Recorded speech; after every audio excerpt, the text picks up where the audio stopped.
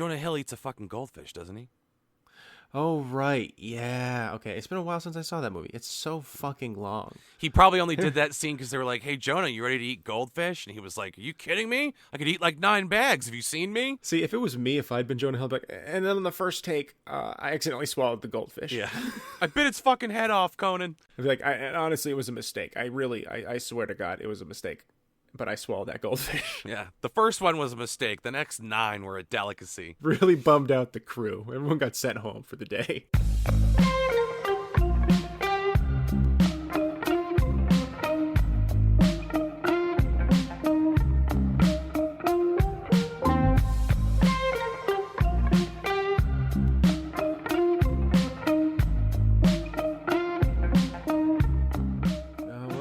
We're done the lockdown at midnight Tuesday. Yep. I think that's after the day too. I think that like Tuesday is the full day because I know it ends midnight Tuesday. I've got to assume that means Wednesday, right? It means Wednesday everybody's out of lockdown. I guess. So I always like that's the kind of shit that I'm thinking about during this. Not like anything else, but being like, when they say midnight Tuesday, do they mean like Monday and then midnight hits and boom, it's Tuesday and everyone gets to go out? Or do they mean that all of Tuesday and then Wednesday, is really the first day? It's midnight at the end of Tuesday. Bro, I think it's Gremlins rules. You don't really worry about the logistics of it. And when they say midnight on the 15th, you're good to go at midnight on the 15th. I feel like that doesn't answer my question at all. Of course it does. I have as many answers as anyone else in the infrastructure of this town. If anything, it gives me more questions like, do I need to pour water on myself after 10 p.m.? And what will that do to me? Bitch, the water makes you multiply, sunlight kills you, food after midnight makes you evil. What don't you get? But rainbows make me stronger than ever. Great bit. Portuguese Gremlins for the win. Oh, it's so funny. They only have one weakness. Ayo. And then he's just blowing him away with a shotgun. Cheech-choo. My question there is, if he's the only person who can defeat him, is there something special about his shotgun? Or is it just that he's great at killing him? I think he practiced on a lot of gophers, and he's ready to kill some Portuguese gremlins. Yep. That's what you get. He's just been living on a desert plain in Texas for 15 years. Shooting at anything that moves in a certain direction. Living with John Rambo. He was there when Rambo killed all those guys with logs and pikes and punjies. And everyone took a sigh of relief. It's over. It's finally over. What would be amazing is at the end of that movie, Rambo just, it's finally over. And the director of the movie just comes out and puts Sly Stallone down like a horse. Oh, I said he thought that he was going to come down and like put himself away. No, someone's got to do it to him. It's like reverse harakiri. Someone needs to tell him when to be done because he clearly doesn't know instinctively. And then all of the other actors get up and we show it like documentary style, the last few things. But like, no, but we shot Sylvester Stallone. We put it into these movies. I mean, what was it? The Expendables movies. Never gonna see those again. Yep. Anything he was gonna do, it's done. Those Prison Break movies he did. It's all. Oh my God! What were those called? Escape Plan or Escape Hatch or something? Escape Plan, and there were 3 of them, and I watched all of them. My question is, how can you have one conversation with a guy that sounds like Sylvester Stallone and not realize that guy doesn't know how to break out of a prison? I believe he's been to one. There's no way this guy knows how to open a regular door that isn't locked, so... Yeah, you said, oh, he looks like a mastermind. It's not what comes to... Hey, yo. Hey, you got to do. That's why he always surrounds himself with other people. Hey, you got a bathroom I can use, man.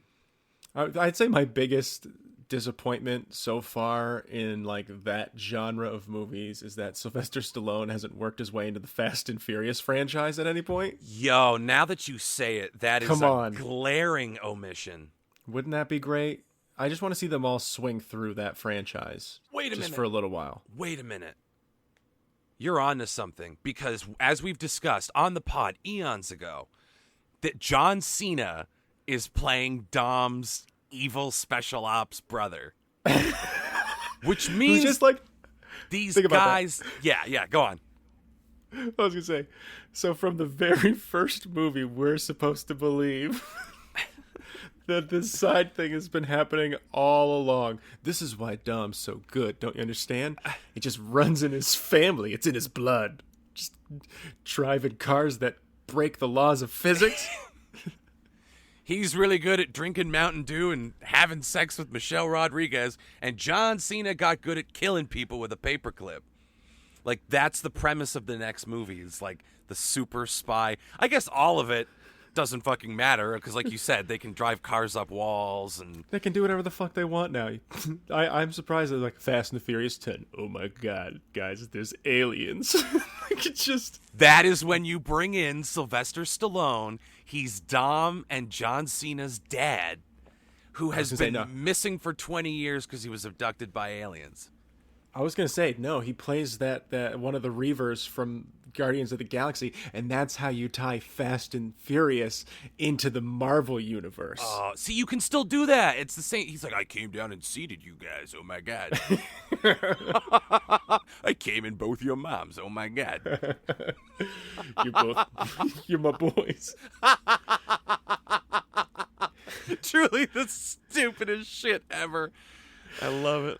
I just want them, and when they reveal John Cena, they just do like a flashback to the first movie when he's talking to Paul Walker, like, you can have any beer in here as long as it's a Corona, and then they just cut to a shitty shot of John Cena in the corner, like, Corona, it's good. And he says, I was there.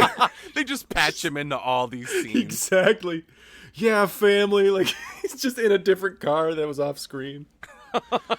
He's like outside of a bar in Tokyo, just puking his guts out at the exact moment that Jason Statham kills Han. No way! Oh man, this is gonna really fuck up the dynamic. Holy shit! And just pukes a little more. I think we need to get on the horn to whoever writes the Fast and Furious movies, because I think we just made them a ton of money.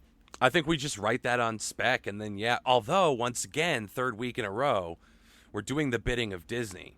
Because if we bring Fast and the Furious into the Disney universe... Son of a bitch. You know? I don't want to work with noted fascist Donald Duck anymore. Guess what? It's Donald Duck or Baby Yoda. You got to take your pick.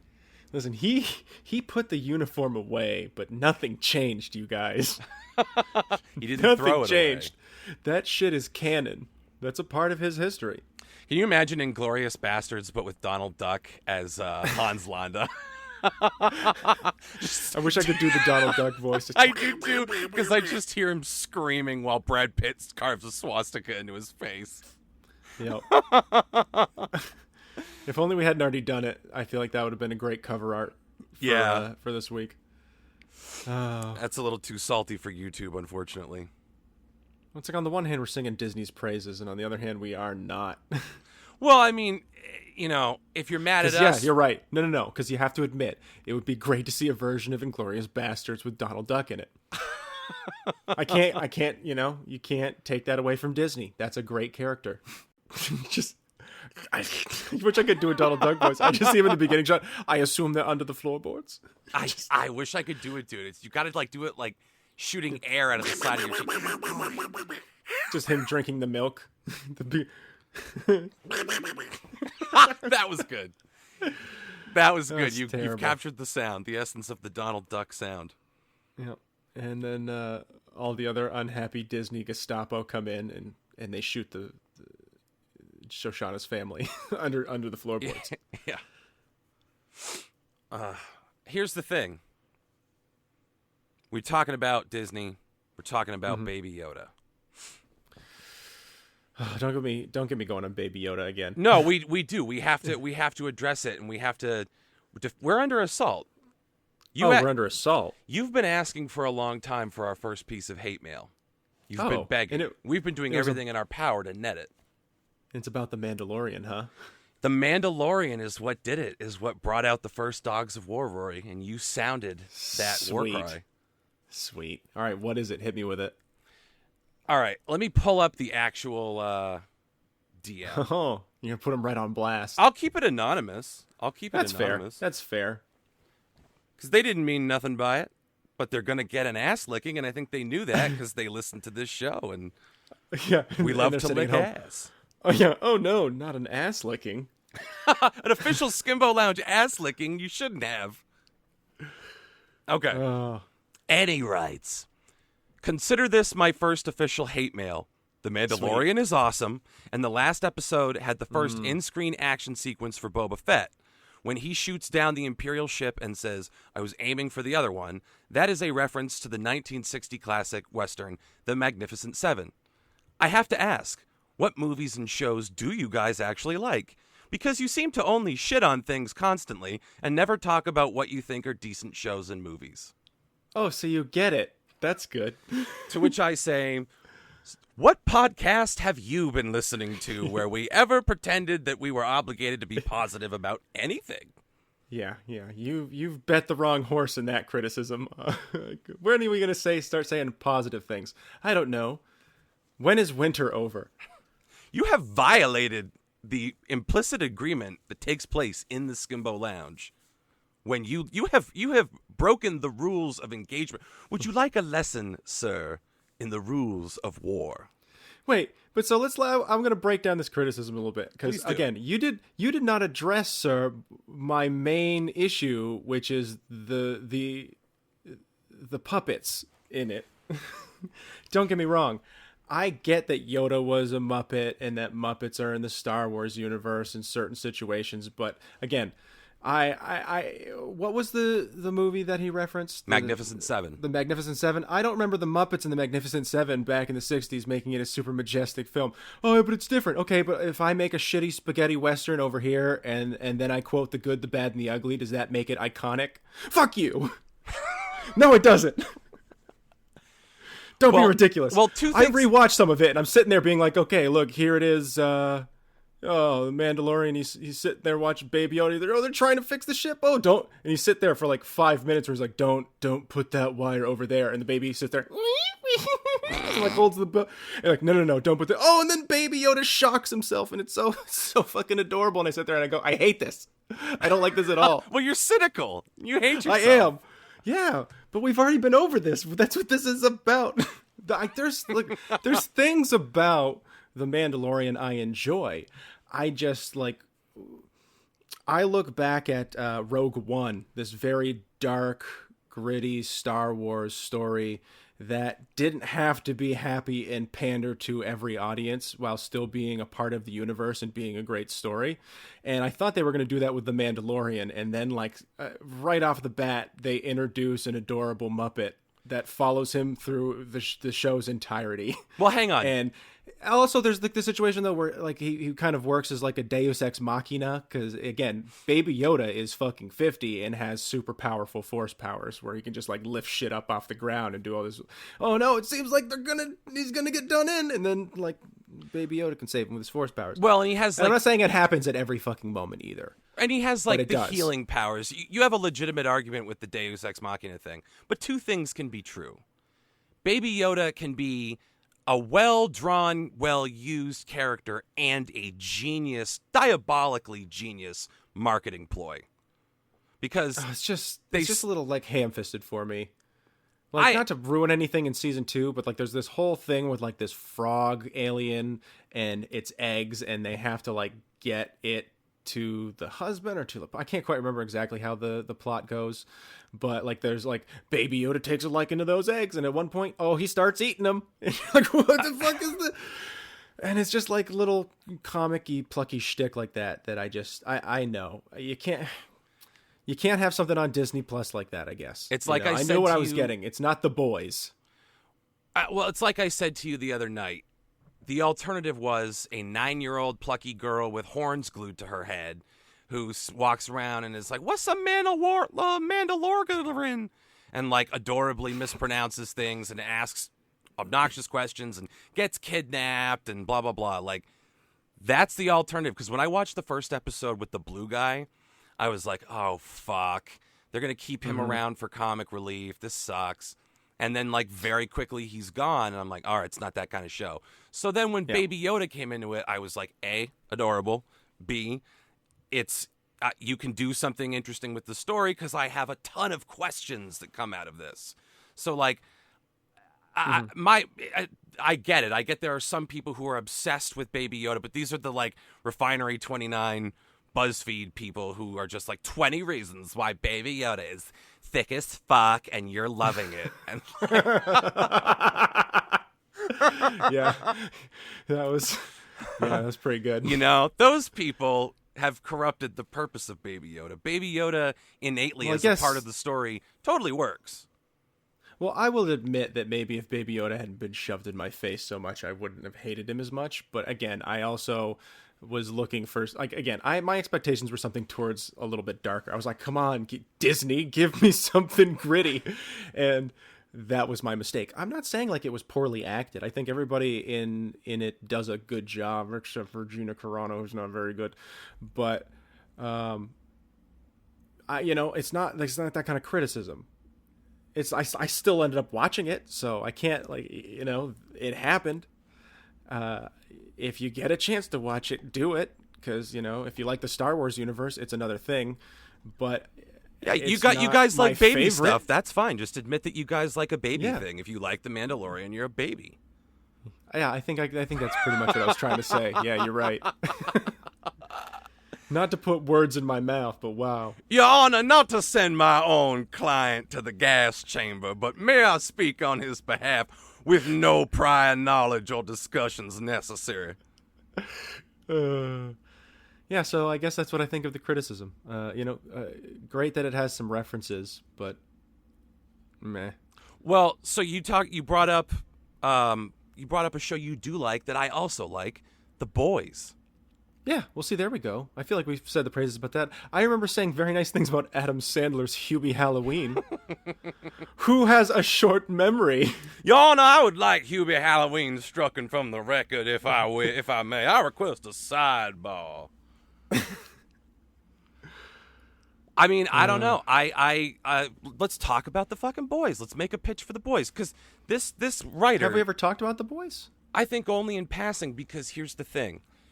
I've never really taken it anywhere other than a cursory mention of it. In essence, I basically was like, no one's interested in hearing us talk positively about television and movies. So in a way, this person writing in has a point. We don't ever talk about the things we like, because in my mind, I'm like, no one wants to hear about that. It's boring to hear us gush about something they haven't seen that we're positive about. I think that's a good point. Well, I just imagine everyone would tune out within the first, 20 minutes if we came in where it's like, isn't everything just happy sunshine and rainbows? Today I pet a kitty and it was so happy and it was purring on my lap and I was like, oh boy, but I have allergies, so I better put in some eye drops. You'd be like, what the fuck is this? You like it when we're sad and depressing. I'm sorry. Self-deprecating. I thought this was America where we could just hate stuff and not have to offer an alternative. Yeah. I was taken to understand after the last 4 years that was perfectly acceptable way to live your life. Yeah, and I thought a lot of it was them being like, well, at least I'm not these guys, so I got that. I can hold my head up high in that regard. Everyone's got a different take on what this show is. It's very interesting to listen to people give their reactions to the Skimbo Lounge. Yeah. Everybody sees what they want to see in it.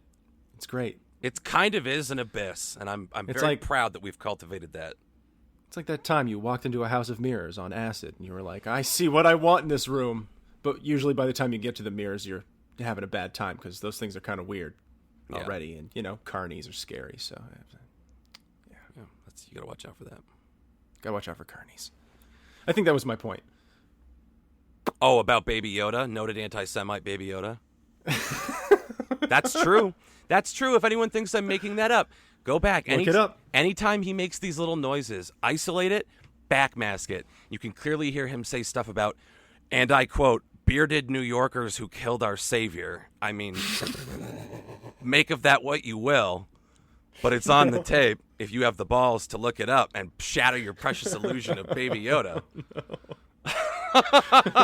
He's just an old pervert he's a 50-year-old who looks like a baby, and he uses it so that he can suckle at Gina Carano's boobie. He's a pervert. You guys are all in love with a baby boomer, you pieces of shit. That's fucking where the baby disgusting. And Baby Yoda comes from. Baby boomer. Baby Yoda, baby boomer. Coincidence? Probably. No, if you But fold here a on the $20 Skimbo Lounge- bill in half, then you'll notice that it looks like the smoking wreckage of the Twin Towers. Oh, man. I remember seeing those videos of like, oh, man, look how when you fold it this way, you see this. Oh, no. I'd be like, what does it mean, Illuminati? I'd be like, it means that dude's good at origami, and I'm impressed. That's really cool. He made some art out of a $20 bill. But it's also folding it in a weird way. The stuff at, like, look at the symbols on the money, the Illuminati symbols and stuff. It's like, that was just their version of, like, the Nike swoop. It was the brand at the time. Masonic imagery was like, they were basic bitches. Well, yeah, and a lot of them were fucking Masons. Yeah. Have you ever seen your, like, if somebody out there has a grandparent who's a Mason, does Gampy seem like, you know, he's out plotting, you know, the change of the world order? Or is it bingo Tuesday? Or like candlepin bowling? Like, it's, come on. Hey, ask your Gampy if they actually do have to take the oath naked. I heard that. That when you take the oath to join the Masons, you have to be naked in front of them because there are no secrets between members. And then they come in with the brand. And then you all jerk off on each other. Oh. It's great. Pleasure and pain. Anyway, the Masons. Why am I not a Mason yet? Like, that sounds great. sounds like such a fun time. And then they let me in on all the deep Masonic secrets. Like, JFK was a Mason. You're like, okay, great. Did you know this person was a Mason? Yeah. I think you mean is a Mason. He's just hanging around. It's just Tupac and JFK Whoa. smoking weed on the couch. That's right. Masons. Get in here, Elvis. He just rolls. Oh, hail Satan, oh. Or whatever the Masons believe. I'm sure it's something weird, but other than that, who cares? It's all those orders believe just strange shit in some way or another. A lot of it's just about brotherhood, and it's like the kind of thing I feel like a lot of people join. We're like, well, I don't know how else I'm going to make friends, and so they just better join the Shriners. Join a lodge and go and do weird shit with these guys. And once a year in a parade, you drive a tiny car among all the other floats. Yep. If you want to fit in and be cool in this town, you got to join the Knights of Columbus. It'll change your life. I mean, I just on that one random point, though, I was always disappointed watching the parades that, like, nobody got in more accidents in those things. Like, he didn't... Careful, Jerry! Like, this is just the one guy who doesn't know how to drive the fucking thing, and he just hits into the back of another guy, and they spill out. I guarantee you, if I looked right now on YouTube, there's a 13-minute compilation of Shriner cart crashes. Oh, I know, but I never saw one personally. Like, I want to see the one where, like, the little mini car gets caught under one of the floats and it starts a fire. It's like this big display, like... Those things are mostly like paper mache, and it just goes right up. Oh, shit. Oh, no, this is a black day for the Rose Bowl, and it's just... There's just clowns running around trying to put out the fire with seltzer. Mm-hmm. Well, it's like you would always see those huge parades with, like, the guys, like, would, like, be holding the giant balloons, and every now and then one would get away from them, and it would, like, explode and fall, drop on the ground. Or, like, traumatically, there's some woman holding her kid, and he's, like, not into the balloons. She's like, it's okay, see, look, it's Spider-Man. And then the guy just, one guy fucks up, and Spider-Man's coming at this kid real fast. Yeah, you got to imagine, too, though, like, if you're... Imagine being 3 or 2.5, and like you're still trying to understand like the proportionality of things. Like, Dad still disappears when he hides his eyes. Like, you're still freaking out about shit. And they bring you, and you see a Spider-Man that is 5 stories tall, 600 feet up in the air, and you're just like, you just immediately spit up. I would spit up all over my parents if they brought me to something like that at that age. I just wouldn't know how to fucking handle it. And then especially you see one rip the fuck open, or even better yet, like 3 of the guys fall and 4 guys get dragged off their feet a couple 100 yards. You're sitting there like, oh, I don't know how you process that. I feel like as a young kid, if you've got like the capacity, you just go, life is about pain. I understand now. You realize that and you go in one of 2 directions. You go, life is about pain and there's nothing I can do about it, or life is about pain and I can get to inflicting some and it'll help me avoid a little on my end. This is the early life of Jeffrey Dahmer, actually. This is an excellent point. all children should be forced to attend the Macy's Thanksgiving Day Parade to weed out the psychopaths. Yeah, wouldn't that be nice? I mean, that's like the classic story of Ed Kemper before, all that stuff went down. Is he obviously was brought to the floats, and he cried, and that's why his mom abused him for 18 to 20 years or however long it was. And then he cut off her head and buried it in the garden looking up into the bedroom, and he used her hands to jerk himself off. Mm-hmm. I mean, that that old tale. I feel like that's that's the meaning behind half of what Norman Rockwell did. I think so. And LeBron James is doing it now in the game of basketball, and it's a beautiful artistic cycle. Yes, just you take it out different ways. How Oedipal is it? Is it? I believe you've used that correctly, friend. Oh. It's a weird episode. Fuck, yeah, this dumb podcast. In case anyone was wondering, that's all the material I prepped was the fact that Baby Yoda is an anti-Semite and gross, and probably Larry David in a green skin suit. Oh, I mean, like, I had some thoughts, and then I had Domino's tonight, and I had that thing happen where when you get sick and your body goes, out! And it just kind of pushes it. So I'm dying. I'm falling apart. You need some Domino's anti-rejection meds. I am dehydrated. There's still half a pizza sitting in that fridge that eventually I'm going to have to go look at. I'm like, I can't do this. I can't do it. You're gonna. It just always will be tied to the memory of what happened. I'd be like, well, this is going to be great. Next time I'm like, It's like, I feel like Domino's pizzas should just be advertised the way we're like, I'm feeling fat. This is going to just make me pee all of the liquids out of my butt for 20 minutes. Doctors prescribe 2 slices for anybody who needs to get the train out of the station. And it just clears you the fuck out like it's a goddamn laxative. I can't even believe it. 'Cause, dude, I haven't had a shit ton of fast food, since the pandemic since the lockdown happened. So it's been a couple weeks ago when I was like, ooh, some fast food. And I had some itches. My body was like, what the fuck is this? What are you doing? You were doing so good, kid. And then my body proceeded to murder me for 20-ish minutes of hell. Now all I want to do is make a commercial for Domino's where it is literally just you sitting there in your gaming chair eating it, and you get diarrhea. And then it's a chick on her period who also gets Domino's and eats it.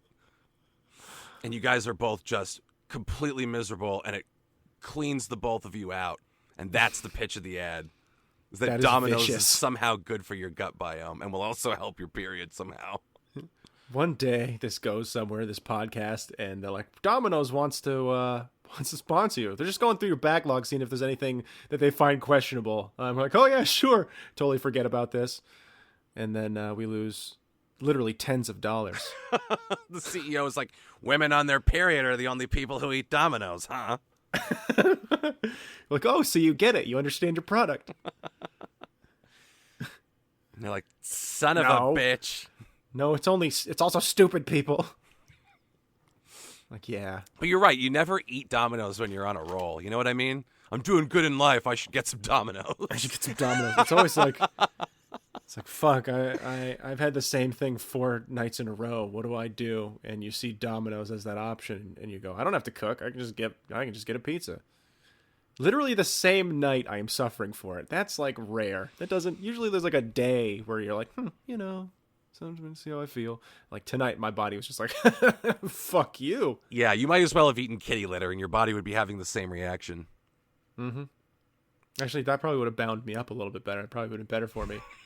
Just absorbs everything and shoots it out of you in a poo pellet. Somewhere someone has, for something, eaten kitty litter thinking it was going to benefit them and been wrong. America's too big. I'll even say that happened somewhere in America. Probably Florida. Let's be honest. Florida man fills up stomach with kitty litter and has to go to ER to get like a brick removed from his stomach. Trying to cure his diarrhea by eating kitty litter under the assumption that it would just absorb all of the diarrhea and he could pass it like a regular turd. Yeah. But as you said, filled his guts with a brick so that when they cut him open, it was a clump of litter and diarrhea. Yeah, worst surgery ever. We almost let him die. Nurse, we're going to need a lot of suction in here. She's like, sir, why did you do this? And he's just like, well, I was going to eat some sawdust, but that seems stupid. You're saying, well done. Oh. You're right. You're right. Eating sawdust would have been stupid. I can't argue with that logic. If anyone's pressing charges against you, I'm not. Yeah, we have very low regard for Florida on this podcast as well. We talk a lot about Disney, but we also talk about Florida being purchased by Disney. Yeah, well, yeah, they've earned it by being Florida. So fuck you. You know what you did. Hey, fuck you. I live in North Mickeyburg, and you're just like, great. It's peaceful that's here. Great, sir. The Mouseketeers keep the peace. Yep. Again, an army of goofies is just like the best thing I've ever heard of. Oh, wait. I totally forgot we were going to talk about something we actually like, which was The Boys. We just never got there. You're right. We didn't. Do you want to talk about The Boys? I want to talk about The Boys. Hey, we've been it's tasked. Weird. Again, we've already explained why it's difficult for us to talk about things we like. So yeah, and you can pick a reason. We're assholes. We're cynical. We're not interesting. Whatever it is, it's like you see in the podcast what you want to see. So our excuses are what they are to you. But we will try to talk about something that we're positive about and give you your best entertainment value for it. Here we go. It's a show. I just pop a blood vessel. Oh god, it hurts. Huge blood clot just shoots out of your nose. I like The Boys a lot because it's just they do it in such a fun way. And again, for anybody who doesn't really know the plot of this show, it came from a concept where somebody was like, what if superheroes were just assholes? Like, what if they were just pieces of shit? And there's like super insane power. Like the Superman on the show is just a monster. And again, we're gonna probably get into some spoilers. I feel like that's the best way to do it, right? Or do we want to? I mean, spoilers. We don't have to get super specific, but there's just like because I want them to watch the show if they haven't, but I also want them to keep listening to the podcast because I'm getting paid so much to keep them interested. Absolutely, I understand your predicament. It's hard to talk about certain aspects of The Boys if you can't bring up a couple things. So, like saying that Homelander, which is the show's analog of Superman, is an evil prick. Is totally safe to say. The Aquaman guy tries to Me Too the new girl on her first day. Wonder Woman's a drunk. Well, yeah, it's not even the fact that they do these things. I mean, it's more the fact that like they're completely unapologetic in doing these things. It's not the kind of thing where he's like, I'm trying to save the day, and oh my god, I end up getting someone killed, and it like rides my conscience. It's like I killed somebody, and it's your fucking fault because you were in my way. Yeah, I'm just so sorry that you were in my way. Like, ordinary people get hurt by them constantly. There's like a whole like public relations bureau dedicated to handling those kinds of things because they're like sawing people in half on accident while like trying to rescue a busload of orphans and shit like that. Like there's a lot of collateral damage that takes place, and these people are celebrities. So imagine if Alyssa Milano had heat-seeking vision. Yeah, that's basically what it is too, and it's the sense that like they're making the Marvel films, or that like, you know, the version of it. So it'd be like if the people in the Marvel films had the powers that they had in the films and were also superheroes in their day-to-day lives. That's Chris Hemsworth playing Thor under the idea that in real life Chris Hemsworth is Thor. You know what I mean? Yeah. And so he can just go around and jack people up with a hammer. And he does so. And there's this huge company, because, again, it's all so corporate that they try to keep the image of all these people so squeaky clean that they hide all of the terrible things that they do.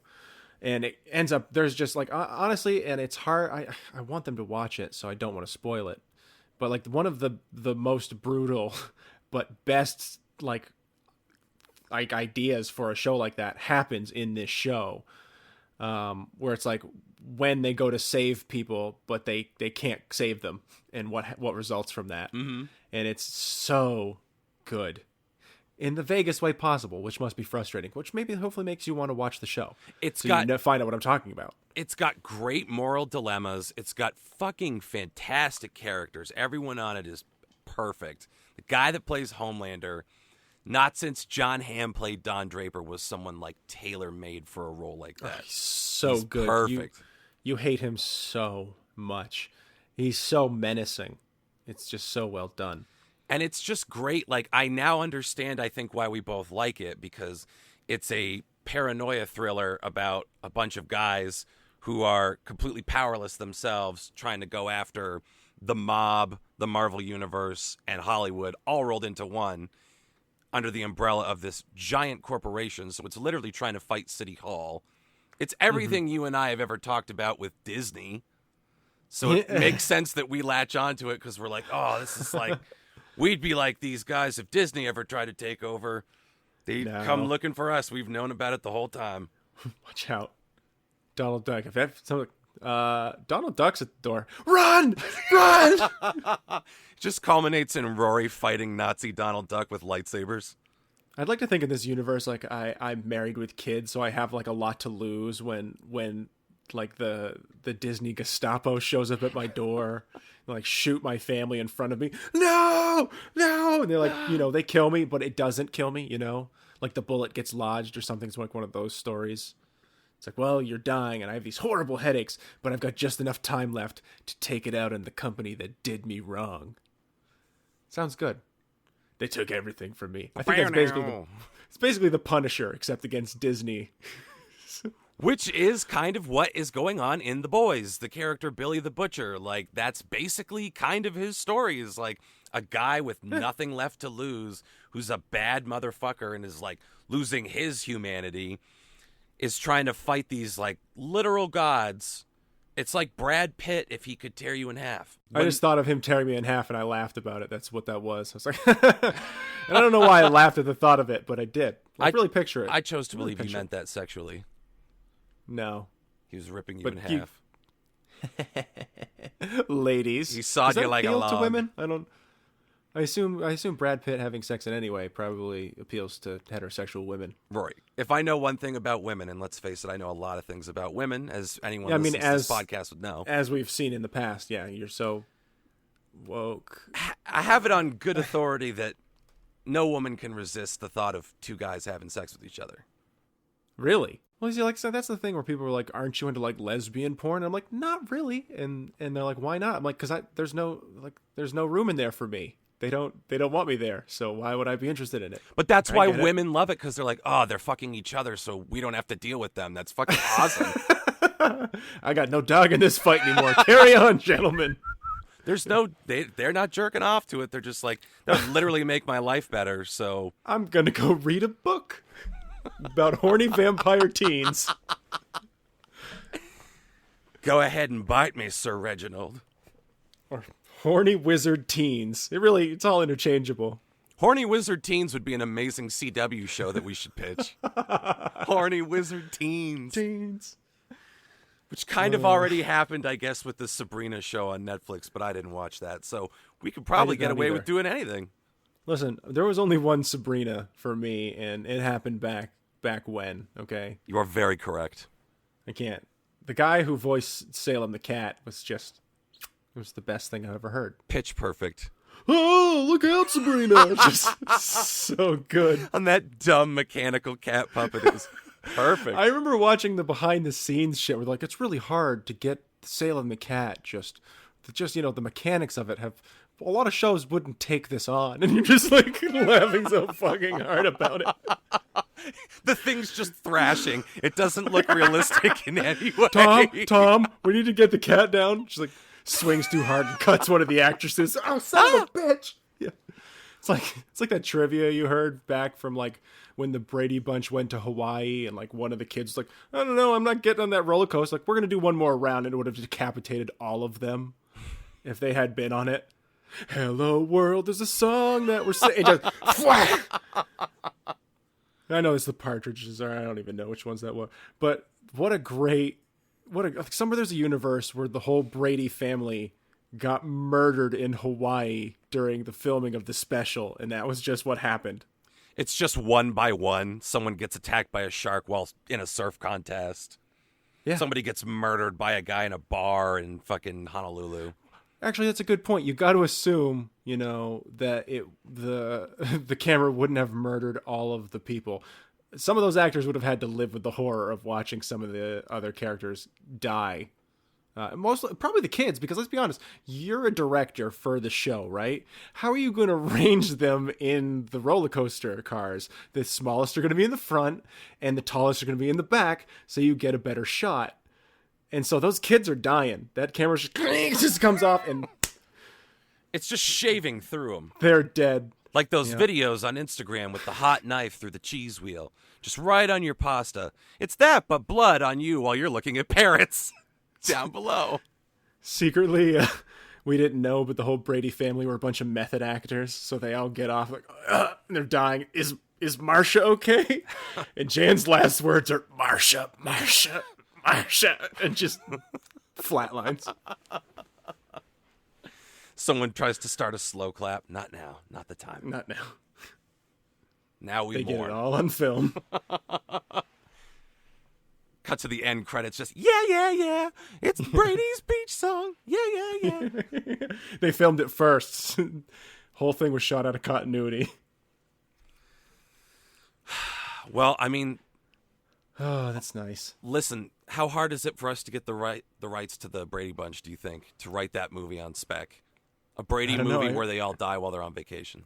I imagine us going to someone's trailer out in Hollywood. And I don't mean like a Hollywood trailer. I mean like someone living in a trailer. And they're like, I don't know, man. I literally get hundreds of dollars a year off of the syndication of the Brady Bunch. Why would I want to give that to you guys? And we're like, oh, that's a good point. I don't know. Yeah, you want to remake the Brady Hawaii special? Is that what you were getting at? No, I mean, I would, but I don't know if I want to do that or Horny Teen Wizards more. I mean, that's a good... And let's be honest, if we were going to remake anything from the Brady Bunch, it would be when Marsha gets hit in the face with a football. We'd really go for it, though. Like, it'd be all about that one scene, and it would be... She'd gush blood. It's not even a football, later, it's a kettlebell. Yeah, even later when she's on the date, you don't mind? Just squirting just a little. No, Jan, you're beautiful anyways. And I'm pretty sure that episode ended with the guy making a move on her, and she realized that it didn't matter whether her nose was broke or not because the dude was a creep. And she goes home learning a lot about how you're supposed to feel about, yourself on the outside and the inside. And then Marsha in real life went on to do a lot of drugs and had some problems. Did she? Oh, yeah. I thought that was Jan. Didn't Jan? No, that was Marsha. Really? Oh, yeah. So she carried that attitude over from the show. Respect. Did she? Yeah, Marsha. The character learned nothing, but... Or no, the character learned everything, but the actress didn't learn anything at all. It's very sad. Interesting. And also... it's like the portrait of Dorian Gray. Yeah. And then also Greg was banging the mom. No.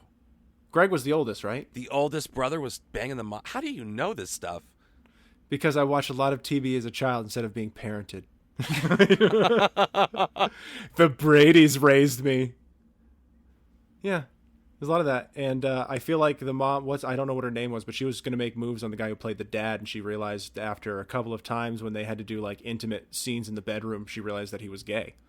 Yeah. So he had to hide that from Hollywood, though, obviously, because at the time you couldn't, that's just how it was. Very, very sad. Very sad stuff. But yeah, Greg banging the mom. Anyways. Huh. Mm-hmm. What else do you know? Hit me with some other ones. Other Brady hot goss. The person who played their maid ended up butchering 5 people. Yep. That makes sense because she dates a butcher on the show. So if you were watching it, the clues were there all along. Oh, Sam the Butcher was one of them. Yeah. Real dark footage. Sam the Butcher. I want to make that spin up so bad. He's just a butcher who just kills women, but can't shake Alice or the Brady Bunch. But we film it like it's the Brady Bunch, so it's just... How you guys doing? Don't look in the back of my freezer truck. Here's a tube steak. I think we've got a lot of ideas to pitch now. This is good. Can you imagine? Because they made those movies in the 90s. Those, like, weirdo Brady Bunch movies with the whole new cast, like Ben Stiller's wife, Christine Taylor, I think is her name. And the bad guy was, what's his name? Oh, it's gonna bother me now. The villain in Wayne's World, the villain in Super Troopers 2. Oh, Rob Lowe. Rob Lowe. Why did I forget Rob Friend of the Lowe's show, name? Rob Lowe. And why did I use those obscure movies? I mean, I guess Super Troopers 2 isn't super obscure. Why did I get it? We're in sync. Yeah. Yeah, well done. But yeah, I think Rob Lowe is the villain in the Brady movie as well. I can't help you. I haven't seen it in a long time. It's that one or the second one, because there's like a statue or something that he's a con artist and he knows it's worth a shit ton of money. So he's trying to get it and he's ingratiating himself with the Bradys. And it's obviously very, very weird because it's the 90s. So it's basically him doing what he did in Tommy Boy and just doing it in the Brady movie. Oh, yeah. Rob Lowe did a lot of the same thing when you go back and look at it. And I respect him for it. But whether that was typecasting or whether, those were the types of roles that his agent sought out for him, who knows? Yeah. Real interesting questions there, yeah. I think when you're handsome, Rory, you can do pretty much whatever you want, so why not take the path of least resistance? Yeah, like sleep with an underage girl and get away with it. Yeah, that's what Rob Lowe did. Yeah. That happened. He's just got a kid out there in Tampa somewhere. Really? She's working at Shell Shuckers, which is a knockoff fucking, to be PC about it, restaurant. Why don't you just say it's like a knockoff Hooters? Because people need to know what you can't use the Hooters IP. Oh, we can't? No, we don't get money from them yet? You'll get sued because we're making a very serious allegation against Rob Lowe. We'll just throw the word allegedly in there and everything's fine. Exactly. Allegedly. Yeah, there we go. Now we're covered. Rob Lowe, allegedly a monster. I mean, he'll be on to defend it on the 100th episode. Wouldn't that be great if we got Rob Lowe in the 100th episode? Friend of the show, Rob Lowe. Hey, guys, thanks for having me on. Heard the thanks. terrible things you said about me. Made my wife cry. I'm like, guys, Rob Lowe is here. What is this? Oh, my God, Donnie. Have you told anybody? Donnie. I can't. It's terrible. Well, we'll put the feelers out with friend of the show, Rob. See if he wants to pop on the 100th episode. Yeah, he's going to just... No. I got 5 minutes into the show and heard someone raving about Baby Yoda being an anti-Semite, but also maybe Larry David. I don't understand what's going on. I'm done. Yeah, I can't be on this in good conscience. Please block me. Like, okay, good. That's what we were going for. That's all we really wanted, is just any kind of interaction. Yeah, I mean, if we could just have that to talk about on the 100th episode, be great. Yeah. Yeah, that'd be beautiful. 100th episode. Next episode. This is the 99th, right? This is 99. How exciting. Yeah. I hope never to live this old. It seems like a really not a great year, 99. Yeah. Someone out there, it's like, my grandparents, 99. I'm just, and I bet, good for them. I bet I don't want to be that guy. Aged like bread, so good for them. Mm-hmm. You can imagine where technology is going to be when we're in our 90s. I don't want to see that. I don't want to see what Pornhub becomes by the time I'm 90. I don't know, Rory. All I can say is there are two people in this world who want to live to be 130 years old. It's not you or me. No, thank you. And it's going to happen to us as a result of that. We're as we've shown in trying to review something we love, as we've shown in our disdain for the major corporation Disney. We're getting a lot of airtime. Yeah, exactly. We are 100% the problem, which is why we're going to live forever. That would just be so disappointing. Our hatred will sustain us indefinitely, and that's the great tragedy. We're not even with like robotics or technology. It's just us, these two emaciated husks, 147 years old. God damn these vitamins! Just these goo sacks of bile and will to live. They're just, at this point, like, advanced nurses and doctors are keeping us alive for the curiosity. I wonder when they're going to turn to dust. And every now and then they stick us with a needle, some sort of protein we need. Son of a bitch! Stick me in the VR Pornhub machine so I can fuck a stranger from around the world. Just a huge port in the back of our heads. Yep. It's just like the Matrix. Oh, you put me in a hentai one again. God damn it. It's just all fucking. That's the dream. That's the dream. It's the And nightmare. all the drugs in the world to make an old man care about it. No, I don't want them. Let me die. Please. I don't want to go back there. Yeah. That's the dream. You and me end up in old man Matrix. That's probably what we're in right now. Once you go in it, they just make you relive your entire lifetime again and again and again. Yeah. And you gradually become more aware of it. And us doing the podcast is the first step in that awareness. We're like an AI becoming self-aware. So you're saying like in, another 50 years, I'm going to wake up and someone's going to go, how was that, Mr. Fitzgerald? I'm going to go, I hated it. I don't want to do it again. And they're like, what? You want to do it again? No. All right. And they just slack. Same life. Back to the beginning, an infant. Yeah. This is bullshit. I just immediately cry and poo myself. Well, not much has changed on both ends. I feel like that's got to be the most exciting part about living in a home. I'd just be such an asshole. So that's why I never want to get there. I'm mad. Change me. Just... Okay, Mr. Fitzgerald. The thing is, take all the dignity out of being an old man. There are people. I was alive during 9/11. Change me. Everything's different now. Half the buildings talk to me when I walk in, and I don't like it. Now clean my poo.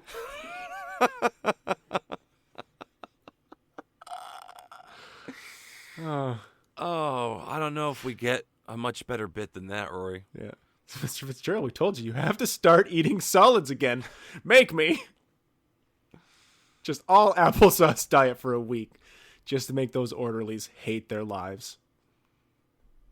If there's anyone in the world I believe would actually do that and rob other individuals of their dignity in the process, it's definitely you. I went to college for this, sir. Good, now get over here and put it to work. You are going to be a violinist, huh? You just just fire a little diarrhea salvo. Why don't you play a song for me, Juilliard, and just paint the wall. Oh God, they'd kick me out. You might as well just let it. What they would do is I'd keep trying to escape, and they would one day just let me leave. I'd get like 3 feet out the door. Oh no, an unusually high curb, and I just shatter at the ankles. You're just dragged away by a wildcat. Yeah. Oh, this is all bones, it says, and it just spits me back. Finally, I can die over a course of 3 days in the wilderness like I always wanted. Like I always dreamed. With all the dignity that I thought it would be. I get eaten by deer. Just... No, you're supposed to be kind. They're gnawing at my ankles. I think we got a George Costanza this one. I don't think we topped that bit. Nope, I think that's it. You just want to walk out on that one? I think, yeah. Go out on top. All right. Enough John. That's fine. Rory, do you have anything else you want to add? But don't fuck up the great ending of the show. No, I'm good. Smart choice. I'm making the same one. I'm dumping out. So until next time, the big 100th episode. Thank you. Go fuck yourselves. And goodbye.